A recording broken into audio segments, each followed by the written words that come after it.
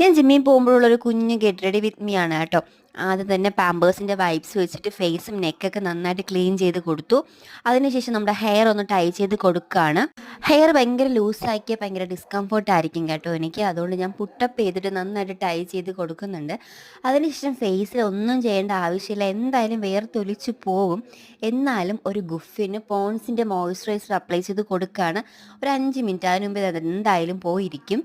പിന്നെ ശേഷം വന്നിട്ട് ലിപ്സ്റ്റിക് അപ്ലൈ ചെയ്ത് കൊടുക്കുകയാണ്. ട്രെൻഡിങ് ആയിക്കൊണ്ടിരുന്ന ഡാസ്ലറിൻ്റെ ലിപ്സ്റ്റിക് ഉണ്ടല്ലോ, അത് ഞാനും വാങ്ങിച്ചിട്ടുണ്ടായിരുന്നു. ഈ ഷെയ്ഡ് എനിക്ക് വലിയ മാച്ചൊന്നുമല്ല, എന്നാലും ഞാൻ വല്ലപ്പോഴും യൂസ് ചെയ്യാറുണ്ട്.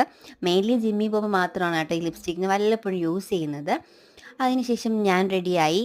പിന്നെ ഇതാ ഏട്ടൻ റെഡിയായി. പിന്നെ പുറത്തിറങ്ങി. യദുവിനെ പേടിച്ചാണ് ഞങ്ങൾ ജിമ്മിൽ പോകുന്നത്, കാരണം അതൊന്നും ഞങ്ങളെ ജിമ്മിൽ പോകാൻ അനുവദിക്കാറേ ഇല്ല.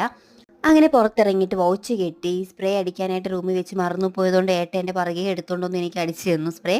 പിന്നെ ഞാൻ യദുവിനെ പേടിച്ച്